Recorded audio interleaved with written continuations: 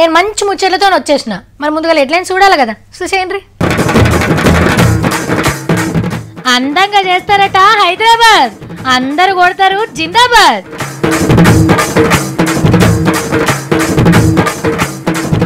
పచ్చదనం కోసం కట్టిండు కావడి, ఇక చెట్లు పెరుగుతాయి రువ్వడి.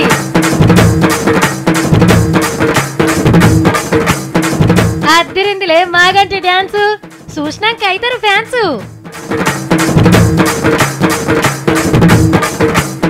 నోట్ల మురిపెంలో సత్తి 10,000 చూడక ఎన్ని దినాలయరా సామి రంగా.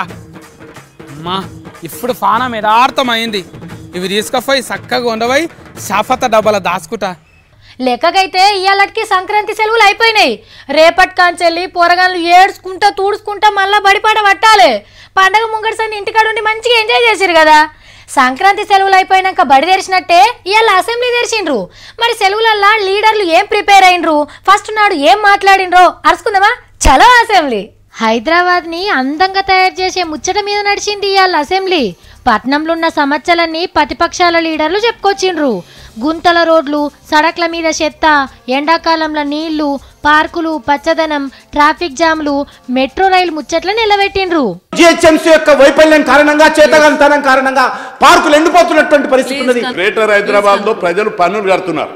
అవి సీసీ రోడ్లకు, నీటి సరఫరాకు, డ్రైనేజ్ సిస్టమ్కు లేదా ఇంకా ఇతర సౌకర్యాల మెరుగుదలకే ఉపయోగించాలి. వర్షం వస్తే హైదరాబాద్ నగరంతా కూడా చెరువులేగా నిండిపోయే పరిస్థితి. అందరు చెప్పిన ఇన్నాక మంత్రి కేటీఆర్ సార్ లేచిండు. పాత పాలకుల ఉద్దరకం వల్లనే ఇట్లయింది, ఇదివరసంది అట్లా కానీయమన్నాడు. ఏడేడ రోడ్లేయాలనో, ఏడెట్లా చేస్తే మంచిగుంటుందో అన్నీ చేస్తామన్నాడు. విశ్వనగరాలు ఓవర్ నైట్ తయారు కావు. అట్లా అంటే మరి ముంబైని షాంఘై చేస్తామని కూడా అన్నారు. అనగానే వెంటనే అయిపోదు కదా.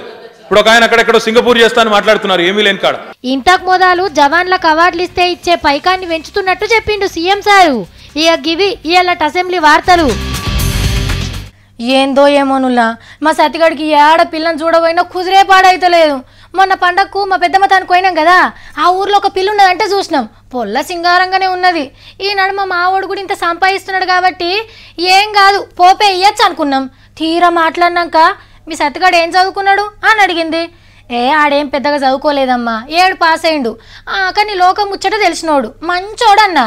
ఏంది 10 కూడా చదవలేదు కానీ నేను లగ్గం చేసుకోవాలా, నాకేమద్దు అని సంబంధం ఎత్తగొట్టింది పిల్ల.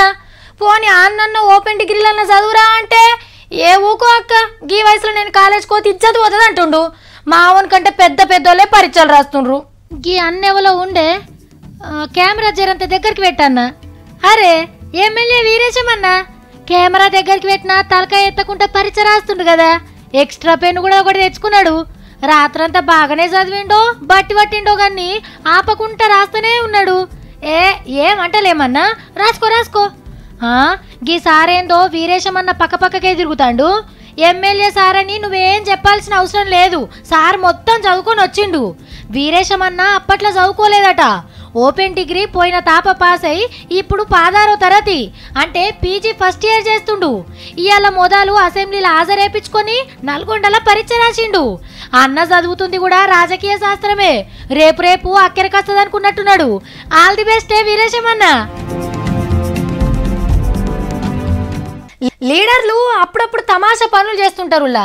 కొందరు సైకిల్ దొక్కుతారు, కొందరు ఆటలు ఆడతారు. ఇక మన మల్లారెడ్డి సార్ రాసింటోళ్ళు అయితే డైలాగులతోనే అద్దరు కొడతారు. అదే స్టెప్ వేస్తేనైతే ముంగటున్నోళ్ళంతా షిగాలచ్చి ఊగుడు ఒకటే తక్కువ. ఇసొంటి వార్తలు అప్పుడప్పుడు వేస్తుంటే మీకు కూడా ముద్దుగా అనిపిస్తుంది కదా. మరి ఎప్పుడు ఇసుంటోళ్ళ గురించే చెప్పాలనా?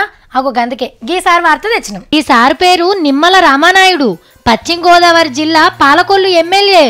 అయ్యో, ఎమ్మెల్యే అయ్యుండి కావడిలో నీళ్లు మోస్తుండు. చలికాలంలోనే నీళ్ళ తిప్పలు రావచ్చునా? వెనక మరల గంత మంది ఉండ్రి, ఎమ్మెల్యే సార్కు ఒక్కలన్నా ఆసరైతే లేరేంది అని చూస్తుర్రా. చూడుండ్రు మరి సారు నీళ్ళని ఏడికి మోసుకపోతుండు. అదన్నట్టు అస్సలు ముచ్చట. కావడిలో నీళ్లు తీసుకొచ్చి చెట్లకొస్తుండు. పాలకొల్లులా పచ్చదనం పొంగి పొర్లాలే అని 1,00,000 మొలకలు నాటిండ్రు. లేత ఆకులు మేకలు వేసి పోకుండా బందోబస్తు చేపించిండు. కానీ ఆనాకాలంలో పెట్టిన మొలకలు ఎండాకాలం రాకముందే ఆరుడు పడుతున్నాయట. ఆఫీసర్లు అటు మోకాన పోయి చూసినోళ్ళే లేరట.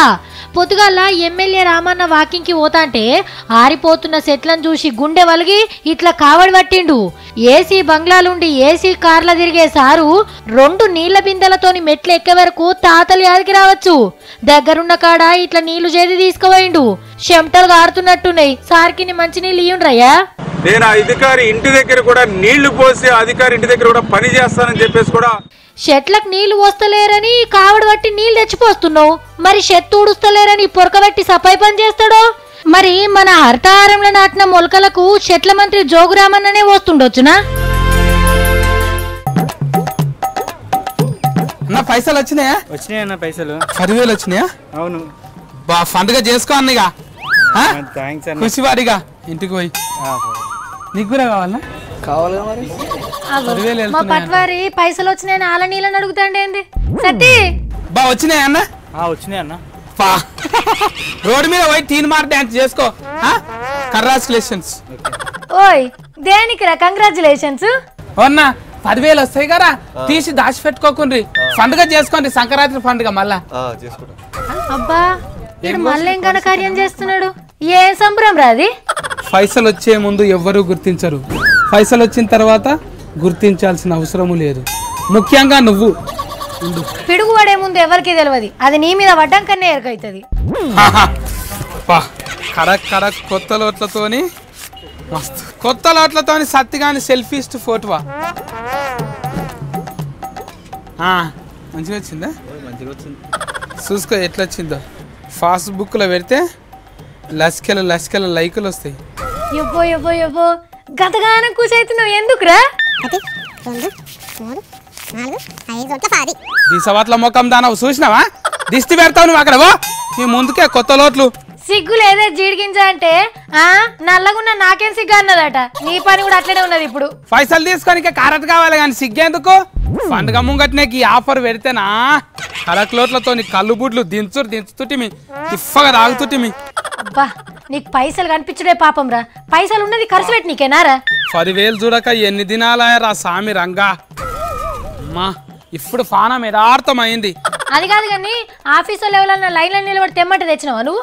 కాదక్క బెంకోలే తీసుకోమన్నారు. నిన్న మొన్న అయితే 2 లోట్లు బయటకు వస్తుండే, ఇప్పుడు అయితే 5 లోట్లు వస్తున్నాయి.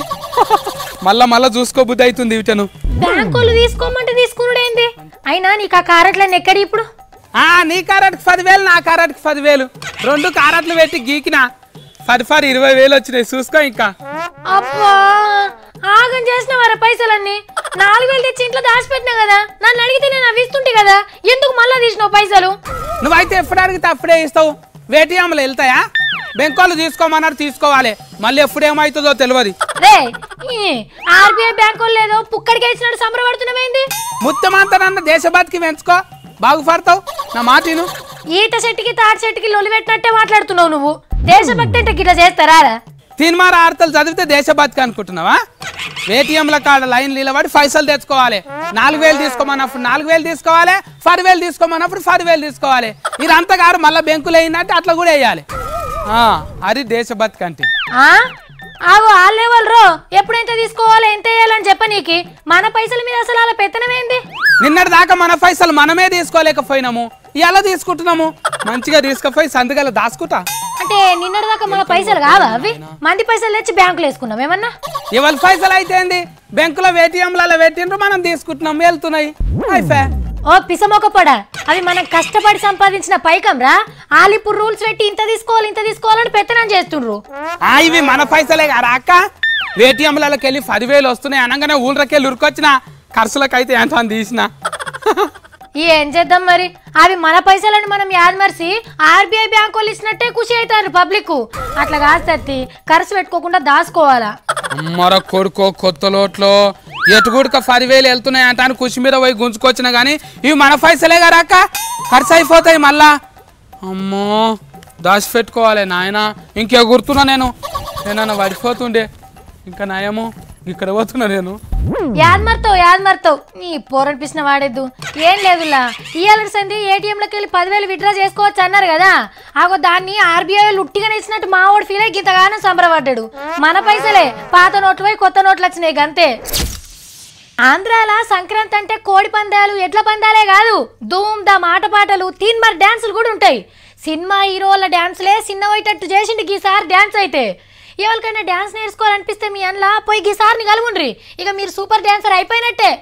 ఏంద్రా సత్తి, నువ్వు చెప్తావా? అయితే చెప్పు. మంచిగా డాన్సింగ్ చేస్తున్నాడు. ఎవలి వీరో ఇటు తిరుగు సారు. అరే సైకిల్ ఫాటి ఎంఫీ మాగంటి బాబా అన్న చెయ్యి సారు, ఏమంటలేమో ఫర్షాన్ చేసుకుంటున్నాం గంతే. అమ్మో చిరంజీవి సార్ లెక్కనే స్టైల్ కొడుతున్నాడు. అంబడిఫై మనిషి అయినా కూడా డ్యాన్స్ అయితే ముద్దుగా చేస్తున్నాడు. సంక్రాంతి పండుగకు దోస్తులతో డ్యాన్స్ ప్రోగ్రాం పెట్టిపించింది ఇంటికాడ. మంచిగా ఎగిరేటోళ్ళు కూడా దొరికిండ్రిగా. సారు ఆకలిరా తీర్మా డ్యాన్స్ చేయాలి. రెడీ 1 2 3.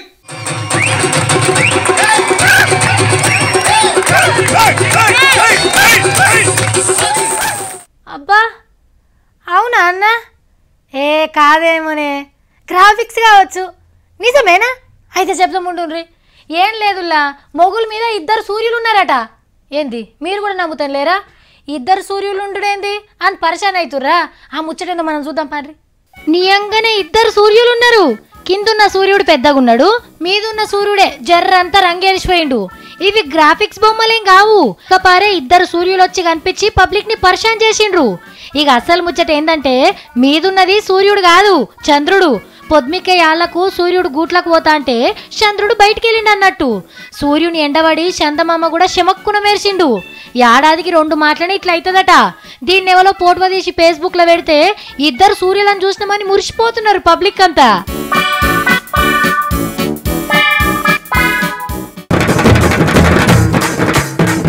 అందంగా చేస్తారట హైదరాబాద్, అందరు కొడతారు జిందాబాద్.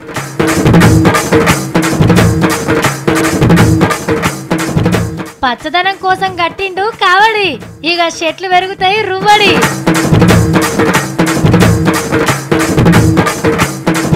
అద్దిరిందిలే మాగంటి డ్యాన్స్, చూసినాక అయితారు ఫ్యాన్స్.